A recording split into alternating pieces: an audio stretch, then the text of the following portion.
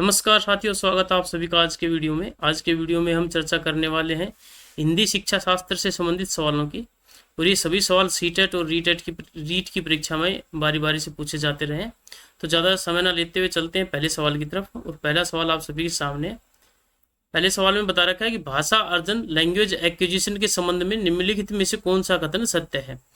तो भाषा दो सिद्धांत है, दो कॉन्सेप्ट है हमारे सामने, भाषा अर्जन और एक भाषा अधिगम। तो जो भाषा अर्जन बच्चा अपने जो परिवेश में सीखता है स्कूल जाने से पहले, उसको भाषा अर्जन कहते हैं। तो उसी के संबंध में कौन सा कथन सत्य ये पूछा है। यह केवल विद्यालय में संभव होता है, भाषा अधिगम होता है विद्यालय में। यह एक सचेतन और पूर्ण औपचारिक प्रक्रिया है। सचेतन और औपचारिक प्रक्रिया जो वो भी अधिगम से संबंधित है। यह स्वाभाविक, अनौपचारिक और सहज होता है। बिल्कुल जो सी ऑप्शन है वो भाषा अर्जन की बात कर रहा है। भाषा अर्जन जो है स्वाभाविक होता है, अनौपचारिक होता है और सहज होता है। तो ऑप्शन सी हमारा बिल्कुल ठीक है यहाँ पर। भाषा अर्जन प्राकृतिक है, बालक इसे परिवार व परिवेश से अचेतन और सहज रूप से ग्रहण करता है। बिल्कुल यहाँ दो चित्र दे रखे हैं, एक में घर दे रखा है और एक में विद्यालय दे रखा है, किताबों का चित्र दे रखा है। घर में जो बच्चा है वो भाषा अर्जित करता है, एक्विजिशन करता है, और भाषा अधिगम विद्यालय में होता है उसका। नेक्स्ट क्वेश्चन है, नोम चोम्स्की के अनुसार बच्चों के पास भाषा सीखने की एक अंतर्जात क्षमता होती है। इस क्षमता को क्या कहा जाता है। तो नोम चोम्स्की ने जो अंतर्जात क्षमता है उसको नाम दिया है LAD, लैंग्वेज एक्विजिशन डिवाइस, भाषा अधिग्रहण यंत्र। जो ऑप्शन ए में दिया गया है, ऑप्शन ए हमारा बिल्कुल ठीक है यहाँ पर। चोम्स्की के अनुसार मानव शिशु जन्मजात मस्तिष्क संरचना LAD के साथ पैदा होता है, जो उसे सार्वभौमिक व्याकरण सीखने में मदद करती है। क्या मतलब इसका मतलब यह है कि बच्चे में जन्मजात क्षमता होती है। एक हाइपोथेटिकल डिवाइस है जिसको नाम दिया है LAD, कि बच्चे के दिमाग में एक उपकरण फिट होता है, वास्तव में नहीं होता, परिकल्पना है ये। और उसमें सार्वभौमिक व्याकरण, सार्वभौमिक व्याकरण से मतलब ये है कि जब बच्चा 5 साल तक का होता है तो उस समय तक बच्चे को किसी भी भाषाई परिवेश में आप छोड़ दो, वो उसी परिवेश की भाषा सीख जाएगा। तो सार्वभौमिक व्याकरण उसमें फिट होता है LAD में। लेव वाइगोत्स्की के अनुसार बच्चे के भाषा विकास में सबसे महत्वपूर्ण भूमिका किसकी होती है। वाइगोत्स्की सामने जो थ्योरी दी है उसको सोशियो कल्चर थ्योरी बोला जाता है। सामाजिक सांस्कृतिक सिद्धांत जो है वो नाम है उसका। और उनके अनुसार जो है भाषा का विकास बच्चे का वो समाज में, परिवार में रहकर होता है। अब बच्चा अपने पीयर इंटरेक्शन के माध्यम से सीखता है, फैमिली इंटरेक्शन के माध्यम से सीखता है। तो जो ए ऑप्शन बता रहा है सामाजिक अंतःक्रिया, बिल्कुल ये ऑप्शन इसका ठीक है। और ऑप्शन क्या है, पाठ्यपुस्तक और अभ्यास कार्य की केवल जैविक परिपक्वता, व्यवहार के पुनर्बलन और अनुकरण। तो ये तीनों ऑप्शन इनसे संबंधित नहीं है। ए ऑप्शन जो है सामाजिक अंतःक्रिया की बात करता है, लेव वाइगोत्स्की के हिसाब से संबंधित है। वाइगोत्स्की का मानना है कि बालक समाज, वयस्कों व समवयस्कों पीयर्स के साथ परस्पर अंतःक्रिया करके भाषा सीखता है। बिल्कुल वाइगोत्स्की, पियाजे और स्किनर तीनों की जो व्यू पॉइंट है वो दे रखे हैं यहाँ पर। वाइगोत्स्की ने सोशियो कल्चर थ्योरी दी, उन्होंने बताया कि सोसाइटी और कल्चर में रहकर बच्चे का भाषा का विकास होता है। पियाजे ने कोग्निटिव डेवलपमेंट थ्योरी दी और उन्होंने बताया कि बायोलॉजिकल मैच्योरेशन से बच्चा भाषा सीखता है। और स्किनर ने जो व्यवहारवादी, उन्होंने बताया कि बच्चा अनुकरण के माध्यम से, रीइंफोर्समेंट, पुनर्बलन के माध्यम से उसमें भाषा का विकास होता है। प्राथमिक स्तर पर बहुभाषिक कक्षा में विद्यार्थियों की मातृभाषा का प्रयोग, मीन्स कक्षा 1 से 5 तक की कक्षा है जिसमें बहुभाषिक मीन्स मतलब बहुत सी भाषा बोलने वाले बच्चे हैं। वहां पर बच्चों की मातृभाषा का प्रयोग कैसे, उसको आप किस दृष्टि से देखोगे, ये सवाल है। शिक्षण अधिगम प्रक्रिया में बाधा उत्पन्न करता है, एक अत्यंत महत्वपूर्ण संसाधन रिसोर्स के रूप में कार्य करता है, शिक्षक और छात्रों में भ्रम पैदा करता है, को पूरी तरह से अनदेखा करना चाहिए। तो इनमें से जो पॉजिटिव आंसर है वो है कि जो बहुभाषिकता है उसको हमें रिसोर्स के रूप में देखना चाहिए, कि आपकी कक्षा में बहुत सी भाषा बोलने वाले बच्चे हैं, हिंदी बोलने वाला भी है, इंग्लिश बोलने वाला भी है। तो आपके लिए एक प्रकार का संसाधन हो गया। जो हिंदी बोलते हैं वो उनसे इंटरेक्शन करके इंग्लिश सीखने में उनको इजी रहेगा, और उसी प्रकार से जो इंग्लिश बोलता है उसको हिंदी सीखने में इजी रहेगा। तो नेक्स्ट क्वेश्चन है, इसका ऑप्शन, इसका जो व्याख्या है वो भी देख लेते हैं। तो इसको एक अत्यंत महत्वपूर्ण संसाधन रिसोर्स के रूप में कार्य करता है। मातृभाषा बच्चे की और अन्य भाषाएं हैं, वो भी NEP 2005 और NEP 2020 की गाइडलाइंस के अनुसार ये बातें बताई गई है कि NCF 2005 और NEP 2020 के अनुसार बहुभाषिकता एक संसाधन है जो संज्ञानात्मक विकास और नई भाषाएं सीखने में पुल का काम करती है। भाषा शिक्षण के संदर्भ में पढ़ना, रीडिंग का सबसे महत्वपूर्ण और वास्तविक अर्थ क्या है? तो रीडिंग का मतलब होता है जब बच्चा पढ़ते हुए उसका अर्थ ग्रहण करे, कॉम्प्रिहेंसिबल रीडिंग उसी को बोलते हैं। तो बिल्कुल सही उत्तर कौन सा है इसमें देखते हैं। लिखित सामग्री का उच्च स्वर में स्पष्ट वाचन करना, लिखा हुआ है और उस बच्चा उसको स्पष्ट वाचन कर रहा है, उसको पढ़ रहा है लेकिन उसका अर्थ ग्रहण नहीं कर रहा, तो ये रीडिंग नहीं है। केवल वर्णों, अक्षरों और शब्दों की पहचान कर रहा है, ये भी रीडिंग नहीं है। पढ़कर सामग्री का अर्थ ग्रहण कर रहा है, तो मीन्स सी ऑप्शन है वो बिल्कुल ठीक है। पढ़कर उसकी जो सामग्री है उसका अर्थ भी ग्रहण कर रहा है, ये कॉम्प्रिहेंसिबल रीडिंग होती है। पढ़कर सामग्री का अर्थ ग्रहण करना, सी ऑप्शन ठीक है। यहाँ पर विकल्प आधुनिक शिक्षा शास्त्र के अनुसार पढ़ने की आत्मा अर्थ समझना है, बिना अर्थ बोध के पढ़ना निरर्थक है। तो बच्चा पहले अक्षर पहचानता है, डिकोडिंग करता है, फिर फ्लुएंसी के साथ पढ़ता है। उस समय इस एज में इस स्तर पे बच्चे को अर्थ से मतलब नहीं होता, लेकिन जब अर्थ ग्रहण करते हुए पढ़ने लग जाए तो उसी को पढ़ना कहते हैं, कॉम्प्रिहेंसिबल रीडिंग कहते हैं। भाषा के प्राथमिक आकलन हेतु पोर्टफोलियो को सबसे प्रामाणिक साधन क्यों माना जाता है? भाषा के प्राथमिक आकलन हेतु, तो कक्षा 1 से 5 तक की बात हो रही है, वहां पर आकलन करने के लिए पोर्टफोलियो को एक प्रामाणिक साधन क्यों माना जाता है? कि पोर्टफोलियो विद्यालय में एक फाइल होती है जिसमें बच्चे से संबंधित शैक्षिक और शैक्षिक दस्तावेज संलग्न होते हैं इसमें। तो देखते हैं इसका ऑप्शन कौन सा बिल्कुल ठीक है। इसमें केवल 70 अंक की परीक्षा के अंक शामिल होते हैं।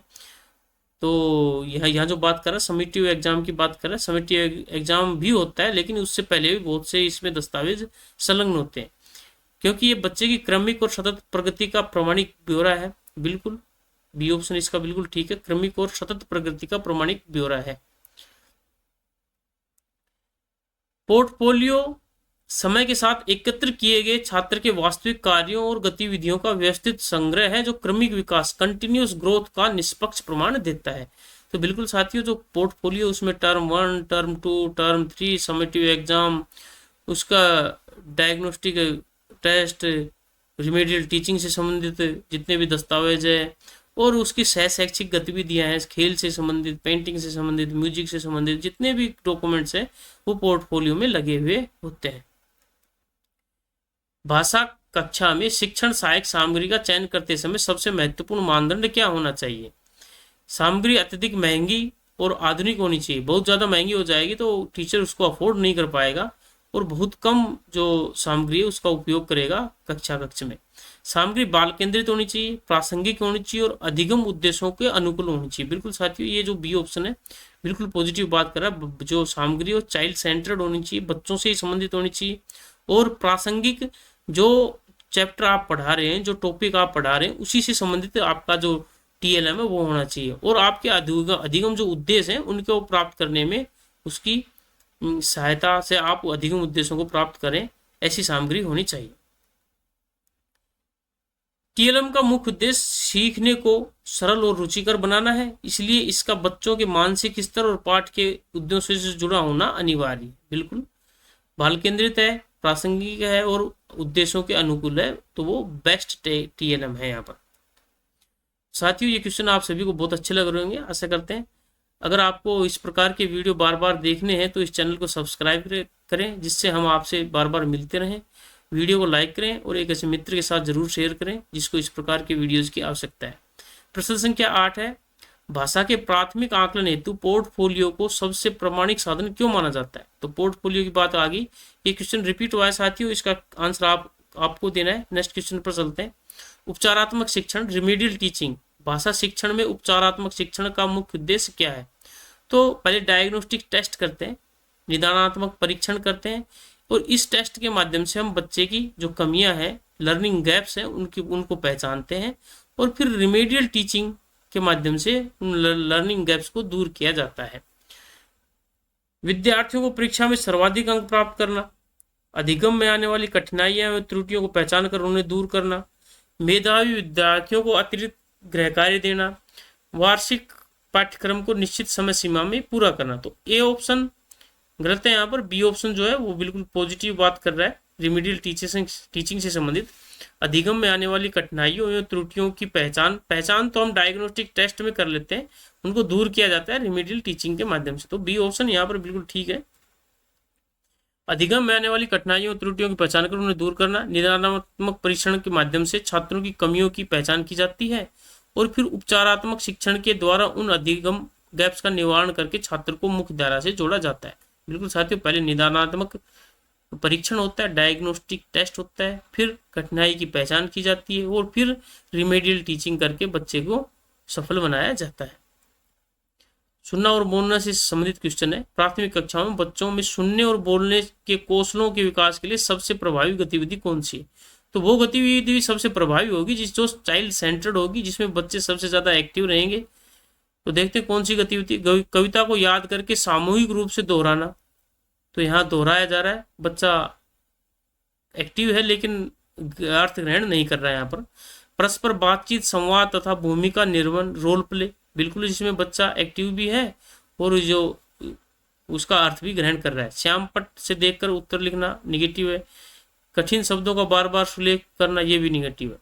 तो बी ऑप्शन हमारा बिल्कुल ठीक है यहाँ पर। बातचीत और रोल प्ले में बच्चे को स्वाभाविक संदर्भों में सुनने, दूसरों को सुनने और अपनी बात कहने का वास्तविक अवसर मिलता है। इससे श्रवण और मौखिक अभिव्यक्ति दोनों एक साथ सुदृढ़ होते हैं। बिल्कुल रोल प्ले में सुनना और बोलना दोनों होता है साथियों। नेक्स्ट क्वेश्चन है भाषा कक्षा में शिक्षण सहायक सामग्री। क्वेश्चन रिपीट हो रहा है, आप इसका आंसर देंगे, इसकी जो व्याख्या है उसे भी पढ़ लेंगे।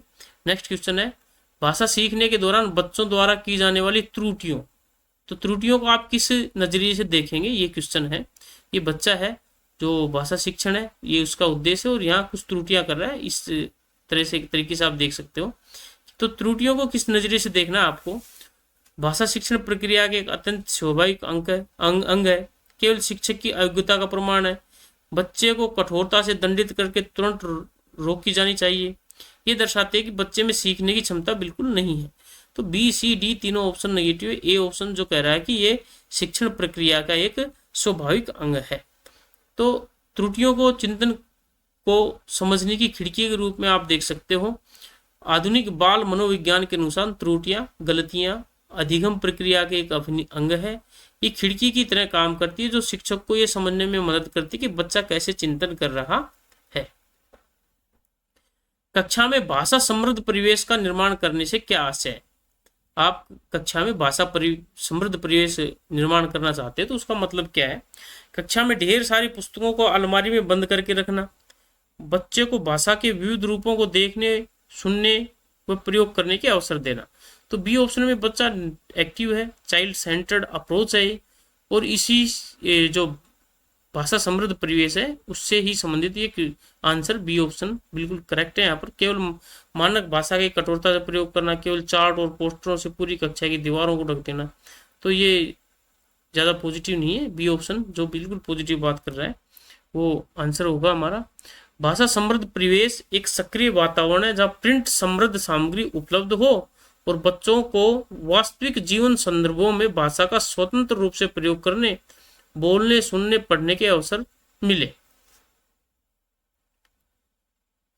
त्रिभाषा सूत्र तथा राष्ट्रीय शिक्षा नीति NEP के अनुसार प्राथमिक स्तर पर शिक्षा का माध्यम होना चाहिए।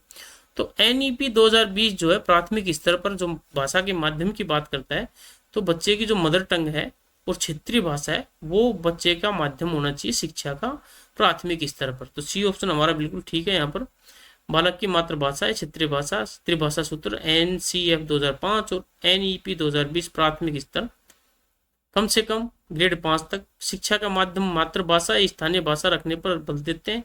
बच्चा अपनी मातृभाषा में प्रत्ययों, कॉन्सेप्ट को सबसे सहजता से समझता है।